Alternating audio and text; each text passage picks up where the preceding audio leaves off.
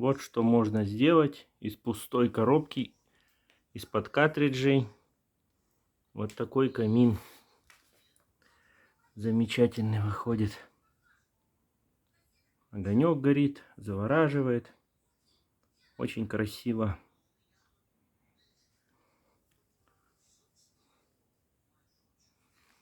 Такой вот камин получился. Осталось только украсить, повесить носочки, мишуру, игрушки. И получится рождественский камин.